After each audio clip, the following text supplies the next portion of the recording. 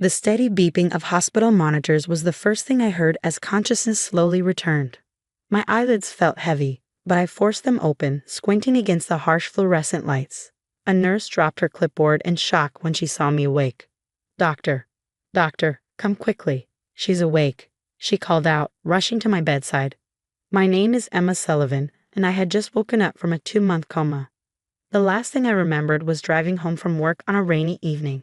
Now I was lying in a hospital bed, my body weak from disuse, trying to piece together what had happened. As medical staff swarmed around me, conducting tests and checking vitals, I caught fragments of their conversations. Miraculous recovery, against all odds, brain activity returned. But it was a different conversation that made my blood run cold. One I had heard while in my comatose state. My mother-in-law, Patricia, had visited regularly, but not out of concern for my well-being. I remembered her voice, cruel and calculating, as she spoke on the phone next to my bed. "Yes, I'm selling Emma's house. She's not waking up anyway, and my daughter needs a place to live. The doctors say she's brain dead. It's the perfect opportunity." The memory made me want to scream, but my throat was too dry from the breathing tube that had just been removed. I had heard everything during those 2 months, every scheming conversation, every manipulative plan. Patricia had no idea that coma patients could sometimes hear their surroundings. "Mrs. Sullivan," the doctor's voice brought me back to the present. "Can you understand me? Blink twice if you can." I blinked twice, and he smiled encouragingly. "Good. You've been in a coma for about 2 months following a severe car accident. Your recovery is remarkable, but you'll need time to regain your strength."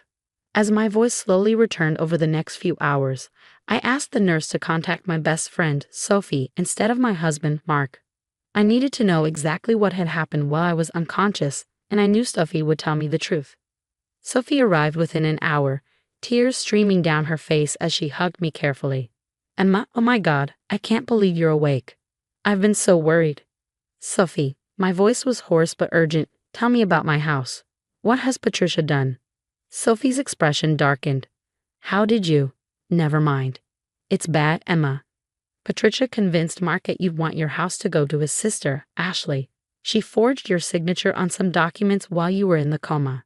They've already started moving Ashley's things in." I closed my eyes, remembering more snippets from my comatose state. Patricia's voice. "Mark, darling, Emma would want Ashley to have the house. You know how close they were." The truth was, Ashley and I barely spoke, and Patricia had always resented that I owned the house outright, an inheritance from my grandmother. "Where's Mark now?" I asked, though I already suspected the answer. He's been staying at Patricia's house, with Ashley. He said it was too painful to be in your house alone." But Sophie hesitated. "But he's been helping them steal it from me," I finished. The betrayal hurt, but not as much as I expected. During my coma, I'd heard enough of Mark's conversations with his mother to know he wasn't the man I thought I'd married. What they didn't know, what Patricia hadn't bothered to check in her rush to seize my property, was that my grandmother had been smarter than that. The house wasn't just deeded to me, it was held in an irrevocable trust with specific conditions. My grandmother had seen enough family drama in her lifetime to know the importance of protecting assets. "Sophie," I said, reaching for her hand, "I need you to contact Benjamin Wright, my grandmother's lawyer. Don't tell anyone else I'm awake yet. Not Mark, not Patricia, no one." "Emma, what are you planning?" I managed a small smile, remembering Patricia's last visit just yesterday. She'd been on the phone with a real estate agent, discussing rental prices for my house. Completely confident in her victory, Patricia thinks she's won because I was brain dead. But I heard everything. Every plan, every lie, every scheme. I know exactly what they've done, and more importantly, I know what they're planning to do next. Sophie squeezed my hand, understanding dawning in her eyes. "And you recorded everything, didn't you? With that new medical proxy app you told me about before the accident, the one that records all conversations in the patient's room." I nodded slowly. "Every word. But first, let them think they've won. I want to see their faces when they realize I heard everything they said while I was gone." As Sophie left to make the call to Benjamin, I lay back in my hospital bed, conserving my strength.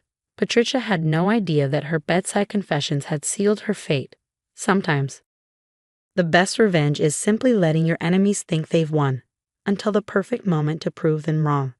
The doctor said I would need a few more days in the hospital to regain my strength. That was fine with me. It would give Benjamin time to prepare everything we needed. Patricia and Mark thought they had staged the perfect plot during my coma. They were about to learn that sometimes playing dead is the best way to catch the snake in your garden. 3 days after waking up, I was still in the hospital when I heard Patricia's shrill voice echoing down the hallway. My heart raced, but I quickly closed my eyes, maintaining steady breathing. The door opened and I could smell her overwhelming perfume. "Still no change," she said loudly, presumably on her phone. "Ashley's already redecorated half the house. We should have the rental agreement signed by next week. The extra income will be perfect for her wedding plans." I felt her move closer to my bed. Can you believe the doctors still want to run tests? They should just let nature take its course. It's been 2 months. She's not coming back. Just then my phone, which Sophie had placed on my bedside table, pinged with a message. Patricia went silent. "Hello." She moved closer, probably trying to see the screen. I heard her sharp intake of breath. "Benjamin Wright. Why is Emma's grandmother's lawyer messaging her now?" The rustle of movement told me she was reaching for my phone. That's when I opened my eyes. "I wouldn't touch that if I were you, Patricia." Her scream was everything I'd hoped for. She stumbled backward, face pale as if she'd seen a ghost. In a way, she had. "Emma? But you're brain dead." I finished for her, my voice stronger now after days of therapy. "That's what you've been telling everyone, isn't it? Along with all those plans for my house." She recovered quickly, smoothing her expensive blouse. "You must be confused, dear. The doctor said you had minimal brain activity. We were just trying to do what's best for everyone. By forging my signature, by planning to rent out my house, by convincing Mark I'd want Ashley to have everything." Her eyes narrowed. "You can't prove any of that. You were in a coma." I reached for my phone, pulling up the recording app. "Actually, I can prove all of it. It's amazing what technology can do these days. Did you know there's an app that records everything said in a patient's room once it's activated by their medical proxy?" The color drained from her face again. You recorded." "Everything," I confirmed. "Every visit, every phone call, every scheme you plotted by my bedside. Would you like to hear some highlights? Like when you told Ashley she could sell my grandmother's antiques, or when you planned to claim I'd verbally promised the house to her before my accident." Patricia's hands were shaking now. "Those recordings won't hold up. You were unconscious." "Maybe not on their own," I agreed. "But combined with the forged documents you submitted, the fake witness statements, Benjamin has been quite busy gathering evidence." She straightened up, trying to regain control. "Mark won't let you do this. He agrees Ashley deserves." Mark lost any say in this when he chose to help steal from his comatose wife. I cut her off. "But please, keep talking. The app is still recording." The door opened again, and Sophie walked in with Benjamin Wright. Patricia's face went from white to gray. "Mrs. Watson," Benjamin said formally, addressing Patricia, "I've been hoping to speak with you about some concerning documents that were recently filed." Patricia grabbed her purse, heading for the door. "I don't have to listen to this. You were half dead, Emma. We did what needed to be done."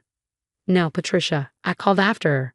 "You did what you wanted to do, thinking I'd never wake up to stop you. That was your mistake."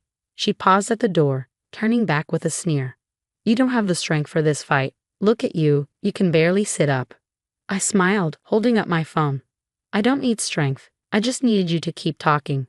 And you did, day after day, sitting right here, laying out every detail of your plans. Would you like to know what else I recorded while you thought I couldn't hear?" She fled, her heels clicking rapidly down the hallway. Benjamin placed a thick folder on my lap. "Everything's ready," he said. "The trust documents, the recordings, the evidence of fraud. Would you like me to proceed?" I nodded, thinking of Ashley already redecorating my home, Mark helping her move in, Patricia orchestrating everything from the shadows. "Yes," I said firmly. "It's time they learned who they were really dealing with." Sophie sat beside me, squeezing my hand.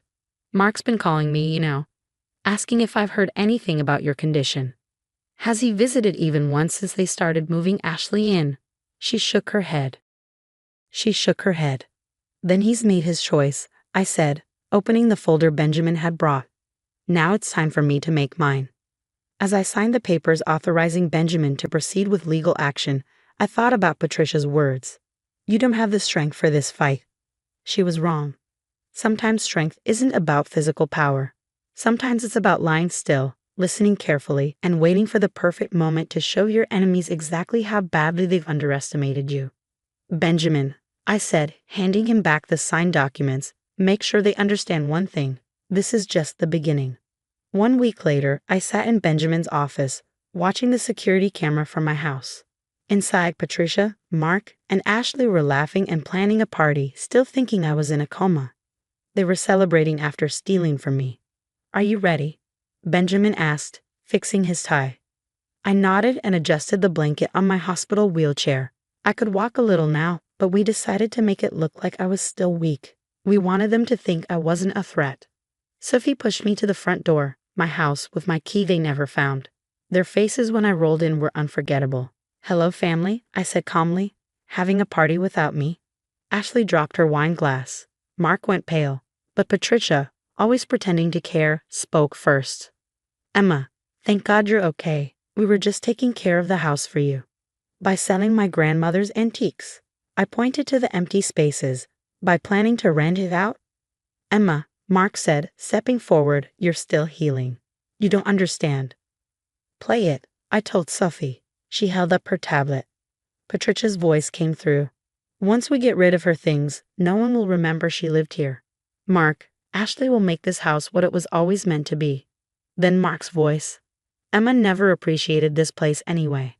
More clips played, every cruel thing they said and planned while I was in the hospital. You recorded us? Ashley asked, shocked. Every word, I said. And we gave it all to the police. They're very interested in people committing fraud against someone in a coma. Patricia stepped forward angrily. You ungrateful little. Mrs. Watson, Benjamin said firmly, watch your words. You're already in trouble. You can't prove anything, she snapped. I smiled and shut my phone. Actually, I already did. This whole talk is being recorded and live-streamed to the police. Just then, the front door opened. 2 police officers walked in. Patricia's face fell. As they were taken away, Mark tried one last time. Emma, please. We can fix this. I'm still your husband. No, Mark. You stopped being my husband when you tried to steal from me while I was fighting to live. After they were gone, Sophie helped me out of the wheelchair. We walked around my home, looking at everything that needed to be fixed. You know, Sophie said, your grandma would be proud. She always said you were stronger than anyone knew. I smiled and touched the wall where her portrait would hang again. She taught me well. Patricia never read the trust documents. My grandma made sure no one could ever take this house from me. In the weeks that followed, justice was served. Patricia was charged with fraud and forgery. Ashley had to return what she stole. Mark got divorce papers and moved back in with his mom. Their dreams of easy money were over. Patricia sent me a letter from jail. You ruined everything. We were going to be a real family.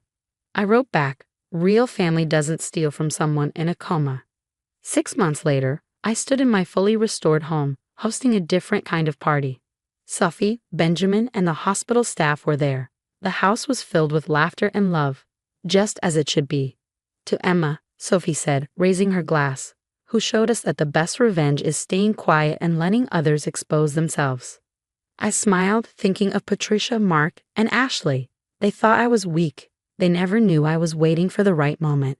My grandmother's portrait looked down at me. I could almost hear her say, the strongest people are often the quietest. They watch, wait, and strike at the right time. She was right. I didn't need to fight or yell. I just had to wait until the time was right to show them they had never truly won. The house was mine again. My life was mine, and my future was bright. Sometimes the best ending comes not from fighting your enemies, but from proving they never should have underestimated you.